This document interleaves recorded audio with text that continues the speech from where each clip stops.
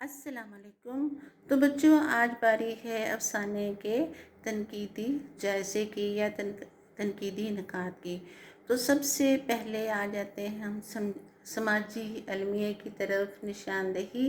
جی ہاں، ایک بہت بڑا مسئلہ طوائف کی شہر بدری کا، اور اس کے علاوہ کہ یہاں پر خیر و شر کی ایک کشمکش ہو رہی تھی، اور وہ کشمکش یہ تھی کہ کس طرح سے ان طوائفوں کو، ان بیسواؤں کو یا زنان بازاری کو شہر بدر کیا جائے یا یہاں سے کہیں اور منتقل کیا جائے، جس کی وجہ سے ان کے طرز زندگی کے اوپر اور گھریلو حالات پر اثر انداز ہو رہی تھیں۔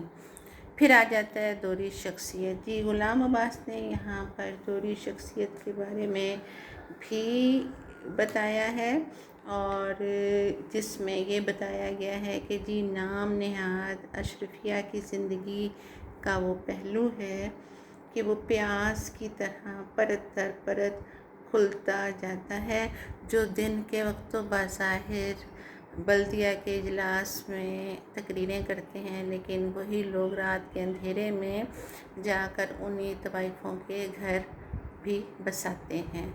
پھر آ جاتا ہے جذباتی انداز۔ جذباتی انداز سے جس طرح سے سامعین نے تقریریں کی تھیں اور دلائل دیے تھے، لیکن ٹھوس اقدامات پر کوئی لائحہ عمل پیش نہیں کیا گیا یا اس کی پیش رفت نہیں ہوئی تھی، جس کی وجہ سے بدی کو شہر سے باہر نکال دیا گیا، لیکن جڑ سے نہیں نکالا گیا۔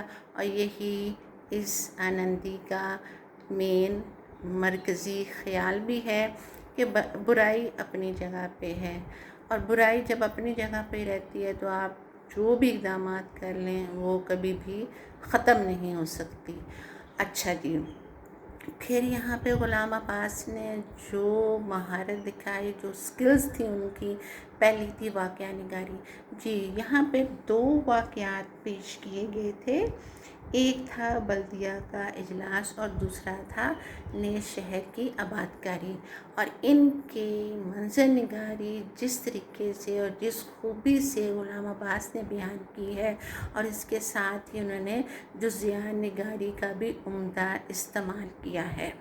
اگرچہ یہ ایک حساس نوعیت کا افسانہ تھا، لیکن غلام عباس نے بڑے دھیمے لہجے میں منفرد انداز میں اس کو بیان کیا اور تحریر کر کے قارئین تک پہنچایا۔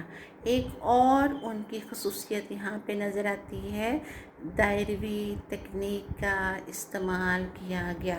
بچوں، دائروی تکنیک کا مطلب یہ ہے کہ آپ کے مسائل اور حالات تو ویسے ہی رہتے ہیں، ٹھیک ہے، جگہ اور لوگ وہ چینج ہو جاتے ہیں، تو ایسی تکنیک صرف غلام عباس ہی اپنے افسانوں میں استعمال کر سکتے ہیں۔ تو یہ تھا افسانے کا تنقیدی جائزہ۔ اللہ حافظ۔